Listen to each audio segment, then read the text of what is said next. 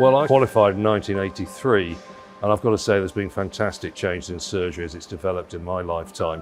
When we started, everything was open surgery, big cuts in the body to get at the organs, and that's really developed. Also, it's been refined so that from when I started, or prior to it, big innovations, I would say, how we've refined our surgery to be able to do cardiac surgery, transplantation surgery, heart, liver, kidneys, and then moving forward from that, through my early development as a surgeon, was the introduction of keyhole or laparoscopic surgery.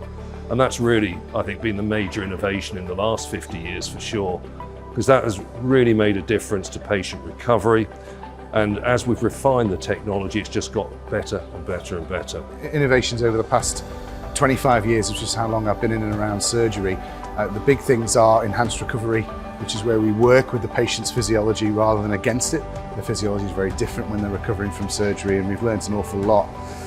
The biggest innovation for me over the last 5 years has been the advent of robotic surgery. And here at Gloucestershire, we have a Versius system made by the Cambridge Medical Robotics, and we're one of the pioneers of that system in the UK.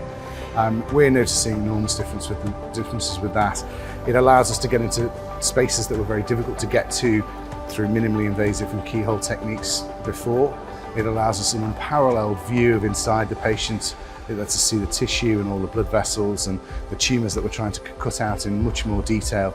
And it also allows us a greater freedom of movement when we're inside the patient, and it allows us to do things that we couldn't really think about doing before. Organ donation within the UK has been on a massive journey since 2008, when we had what was done was a task force recommendation by the government looking at how we could improve organ donation within the NHS. And we've been on this massive innovative journey since then, where we have turned around organ donation in this country. In 10 years, we managed to double the amount of organ donors we were having in the UK. We have changed our techniques and technology massively. Survival rates have gone up within transplantation. I was employed in January 2020 by NHS Blood and Transplant, and essentially my role is to make tissue donation normal as end-of-life care. So it's to normalise asking the question about tissue donation.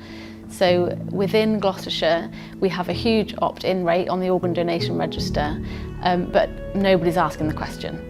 So my job is to work with the ward staff to allow them to talk to family members about the potential about tissue donation after somebody's died. With tissue donation, you can go on to donate things like your eyes, your skin, bones, tendons, all sorts of things. And as you can imagine, having a transplant for those types of tissue can really enhance your life. I'm incredibly indebted on a daily basis and grateful to my donor and my donor's family, who at such a difficult time in their lives, the donor's family made a really, really tough decision. They decided to pass on the organs that saved my life.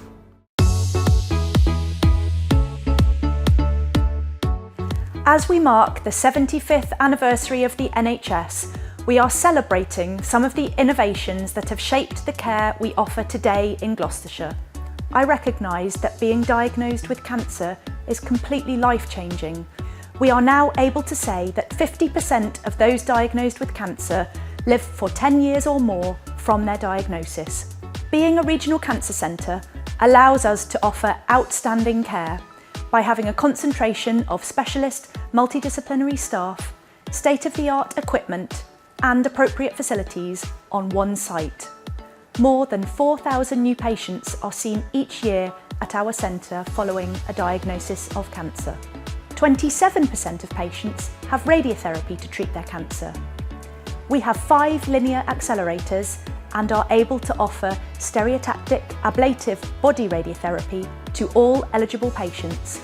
This is a new way of delivering very targeted radiotherapy to tumours in order to minimise the number of doses required.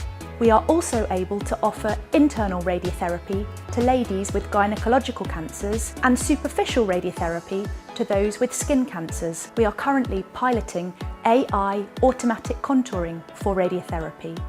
We are also able to improve length and quality of life for those living with cancer by offering drug treatment to control their disease.